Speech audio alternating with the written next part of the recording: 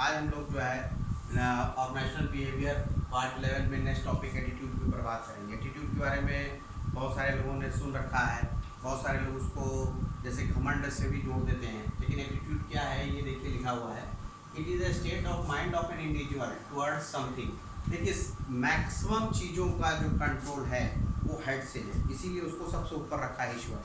पैर में भी रख सकता था लेकिन ऊपर रखा है, ठीक है।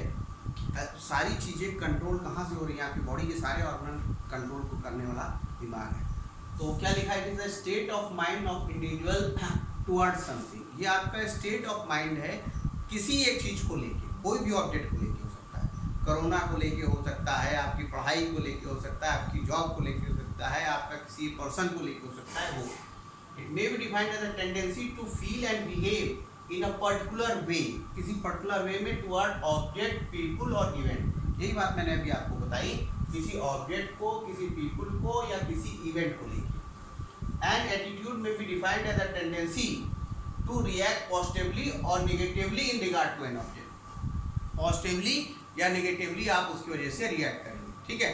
बहुत सारे लोग जो है कि साफ सोच रहे हैं, किसी भी चीज़ को लेकर सोचते हैं पढ़ने लिखने से कोई फायदा नहीं हो रहा है, तो वो पढ़ाई लिखाई छोड़ के बैठ जाएंगे तरफ, ठीक है। अब कुछ लोग कह रहे हैं नहीं साहब, अगर हम इसको पढ़ेंगे, चीज़ों को समझेंगे तो हमको जॉब मिलेगी, नाम यश मिलेगा, अच्छे से चेक चीज़ों को करने को मिलेगा।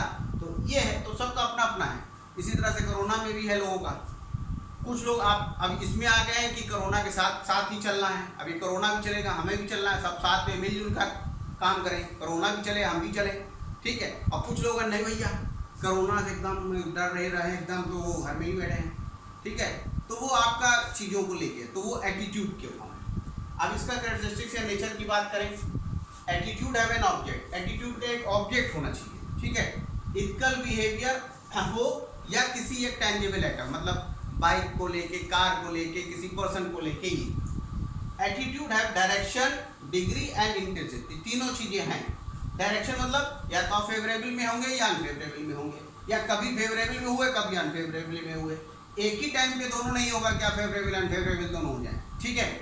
फिर डिग्री में लाइक या डिसलाइक होगा किसी चीज़ को लेके, और इंटेंसिटी मतलब कितना लेवल ऑफ कॉन्फिडेंस आपको उसका लेके, नहीं साहब हम ये सारी चीज़ों को कर ले जाएंगे, तो लेवल ऑफ कॉन्फिडेंस आपका है।